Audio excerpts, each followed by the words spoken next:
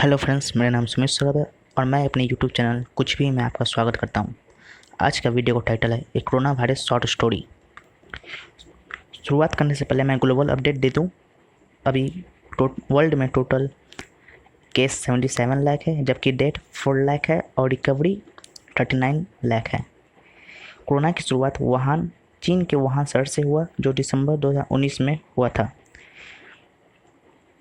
अभी मैं आपको बता दूं, टोटल 195 कंट्री में कोरोना केस एक्टिव है, जबकि राहत की बात यह है कि टोटल 25 कंट्री अपने आप को कोरोना फ्री घोषित कर चुका है, जिसमें पापुआ गिनी, लाओस और अभी हाईलाइटेड न्यूजीलैंड, जिसने अपने आप को कोरोना मुक्त घोषित किया है।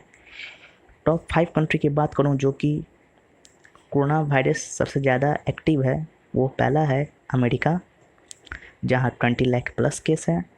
दूसरी बात करूँ तो ब्राज़ील, जहाँ 8 लाख प्लस केस है। तीसरी बात करूँ रसिया, जहाँ 5 लाख प्लस केस है।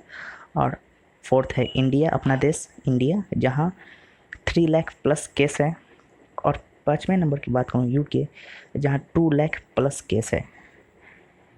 अमेरिका की बात करूँ तो यहाँ 20 लाख प्लस केस है और साथ ही साथ यहाँ डेथ सबसे ज़्यादा है, 1,16,000।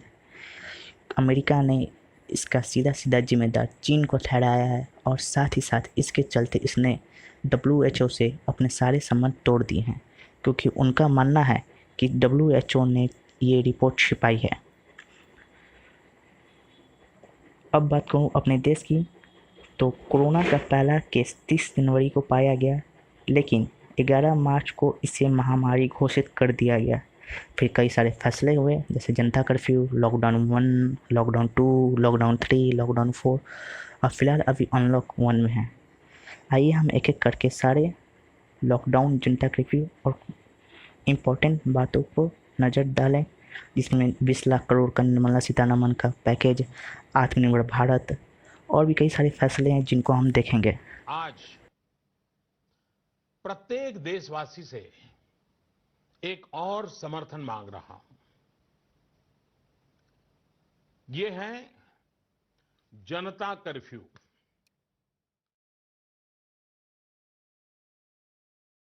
22 मार्च को, रविवार को ही मैं आपसे एक और सहयोग चाहता हूं। रविवार के दिन हम ऐसे सभी लोगों को धन्यवाद अर्पित करें, और धन्यवाद अर्पित करने का तरीका भी देश के एक एक व्यक्ति को जोड़ सकता है। रविवार को यानी जनता कर्फ्यू के दिन शाम को ठीक 5 बजे हम अपने घर के दरवाजे पर खड़े होकर या बालकनी में या खिड़कियों के सामने खड़े होकर 5 मिनट तक, रविवार को शाम को 5 बजे 5 मिनट तक ऐसे लोगों का आभार व्यक्त करें। और आभार कैसे व्यक्त करेंगे? ताली बजा करके, थाली बजा करके, घंटी बजा करके। अपील थी लॉकडाउन की। देखिए, पहली अपील कि कल कोरोना के खिलाफ जनता कर्फ्यू लगाने की गई थी, अपने घर में रहने की गई थी, और दूसरा था शाम 5 बजे 5 मिनट तक कोरोना के योद्धाओं के सम्मान में ताली या थाली या घंटी बजाने की। और देखिए, दोनों ही अपील का जबरदस्त असर हुआ लोगों पर, और लोग घरों से बाहर निकले ही नहीं। 5 बजे से पहले ही ताली और थाली और घंटी बजाकर कोरोना के सेनानियों को सम्मान दिया गया। देश आज एक महत्वपूर्ण निर्णय करने जा रहा है। आज रात 12 बजे से पूरे देश में, ध्यान से सुनिए, पूरे देश में आज रात 12 बजे से संपूर्ण देश में संपूर्ण लॉकडाउन होने जा रहा है।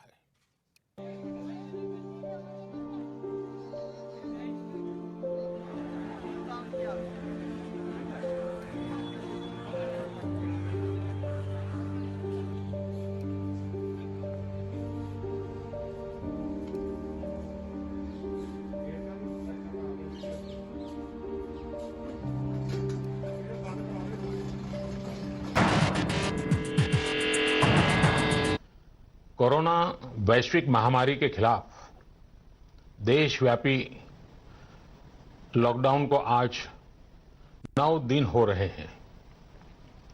इस दौरान 5 अप्रैल को, रविवार को रात 9 बजे घर की सभी लाइटें बंद करके घर के दरवाजे पर या बालकनी में खड़े रहकर 9 मिनट के लिए मोमबत्ती, दिया, टॉर्च या मोबाइल की फ्लैशलाइट जलाएं।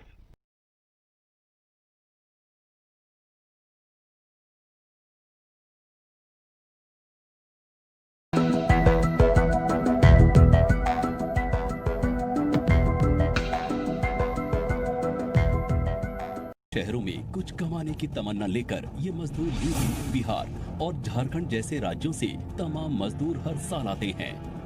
उद्योग धंधों के कारण उन्हें काम भी मिलता है, जिंदगी बसर होती है। अपनी इसी बचत को लेकर ये मजदूर अपने गांव लौटा करते हैं।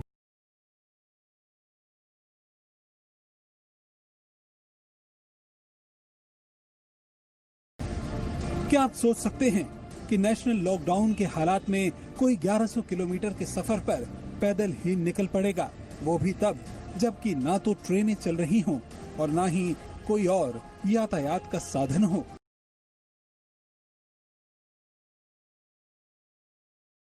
तो पिछला जो एक हफ्ता था उसमें हमने करीब 3 लाख प्रतिदिन के हिसाब से प्रवासी श्रमिक भाइयों और बहनों को उनको गंतव्य स्थान तक पहुंचाया।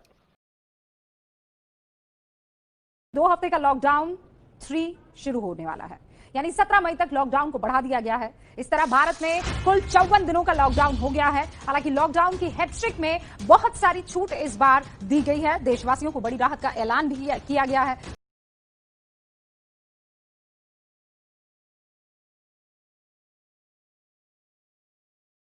सभी एक्सपर्ट्स बताते हैं, साइंटिस्ट बताते हैं कि कोरोना लंबे समय तक हमारे जीवन का हिस्सा बना रहेगा। इसलिए लॉकडाउन का चौथा चरण, लॉकडाउन 4, पूरी तरह नए रंग रूप वाला होगा, नए नियमों वाला होगा। 4.0 खत्म होने से पहले सरकार ने लॉकडाउन 5.0 की घोषणा कर दी, जिसे केंद्र सरकार ने अनलॉक 1 का नाम दिया है। अनलॉक 1 के लिए गृह मंत्रालय की ओर से नई गाइडलाइंस भी जारी कर दी गई हैं। ये गाइडलाइंस 1 जून से 30 जून तक के लिए जारी रहेंगी। इन नई गाइडलाइंस के मुताबिक कंटेनमेंट जोन में अब भी पूरी तरह से पाबंदी रहेगी, लेकिन बाकी जगहों पर धीरे धीरे यानी चरणबद्ध तरीके से छूट दी जाएगी। ये फेज में होगा।